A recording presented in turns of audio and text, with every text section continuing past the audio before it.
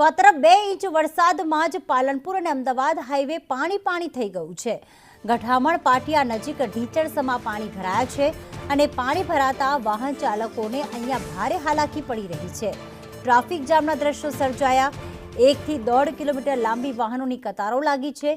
પાલનપુરમાં 2 inch વરસાદ ખાબક્યો છે, એમાં હાઈવે આખો પાણી થઈ ગયો છે।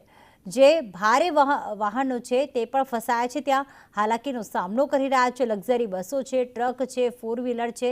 આપ જોઈ રહ્યા છો કે કઈ રીતે પાણી ભરાઈ ગયું છે, ત્યાં તે પસાર થઈ રહ્યા છે અને 1 થી 1.5 કિલોમીટર લાંબી વાહનોની અહીંયા લાઈનો પણ લાગી ગઈ છે, કતારો પણ લાગી ગઈ છે। 2 ઇંચ વરસાદમાં જ આવી પરિસ્થિતિ હાઈવે વિસ્તારની।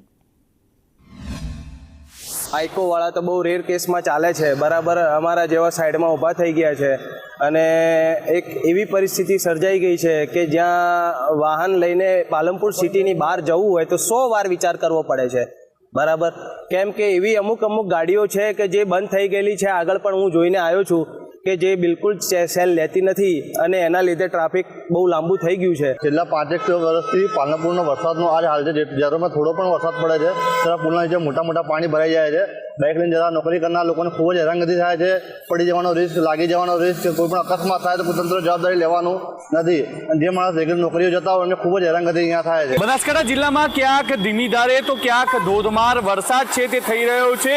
જિલ્લા મથક પાલનપુરમાં છેલ્લા 2 કલાકમાં 2 ઇંચ જેટલો વરસાદ ખાબકી ગયો ને આ વરસાદે પાલનપુરને તો પાણી કર્યું જ, પરંતુ પાલનપુરના હાઈવે વિસ્તારો છે તે બેટમાં ફેરવાયા છે। અત્યારે ગઠામણ પાટિયા વિસ્તારમાં છું ને અહીંયાના દ્રશ્યો બતાવી રહ્યો છું કે જે પ્રકારે પાલનપુરથી અમદાવાદને જોડતો આ ગઠામણ પાટિયા વિસ્તાર છે, હાઈવે ઉપર જ ઢીંચણસમા પાણી ભરાતા વાહન ચાલકો મુશ્કેલીનો સામનો કરી રહ્યા છે। અનેક વાહનો છે ત્યાં પાણીની અંદર બંધ થઈ રહ્યા છે, તો કેટલાક વાહન ચાલકો આ જોખમ ટાળી રહ્યા છે। જે પ્રકારે આ હાઈવે પર પાણી ભરાયા છે ને તેને જ કારણે આ ગઠામણ પાટિયા પાલનપુર અમદાવાદ હાઈવે પર 1 થી 1.5 કિલોમીટર લાંબો જે ટ્રાફિક જામ છે તે સર્જાયો છે। અનેક વાહન ચાલકો છે તે ટ્રાફિકની અંદર અટવાયા છે।